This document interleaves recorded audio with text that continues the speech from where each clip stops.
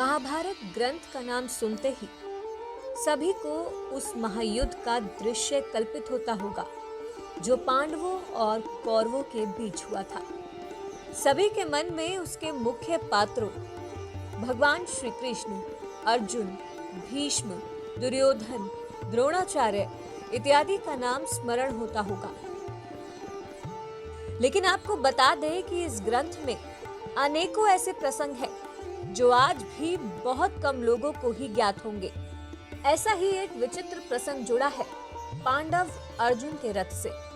यूं तो महाभारत के युद्ध में दोनों ओर के अनेकों योद्धा अपने अपने रथ पर युद्ध कर रहे थे, लेकिन अर्जुन का रथ इन सब में खास था क्योंकि इसे स्वयं भगवान श्री कृष्ण चला रहे थे। साथ ही इस रथ में भगवान हनुमान भी विराजित थे। लेकिन पूरे महाभारत के युद्ध में तो सभी को अर्जुन के रथ पर सिर्फ अर्जुन और उनके सारथी के रूप में श्री कृष्ण ही नजर आ रहे थे।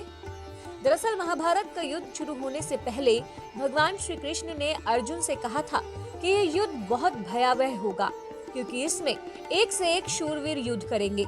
इसलिए तुम हनुमान जी से प्रार्थना करो कि वो तुम्हारे रथ के ऊपर ध्वज के साथ विराजमान हो।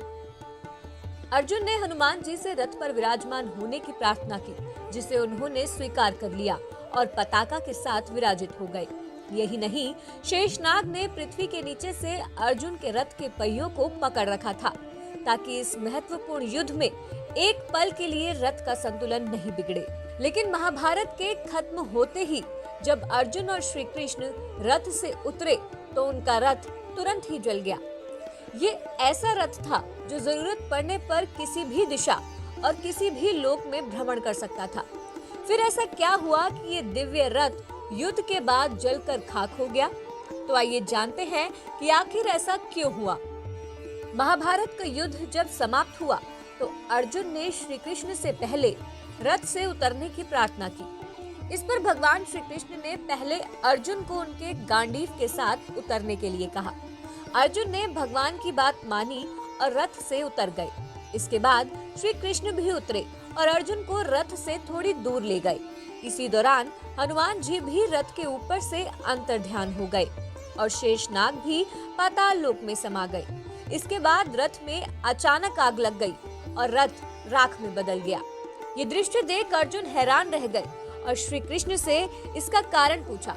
इस पर भगवान ने कहा, अर्जुन, ये रथ तो पहले ही भीष्म पितामह, गुरु द्रोण और कर्ण जैसे महारथी योद्धाओं के दिव्य बाणों से जल चुका था।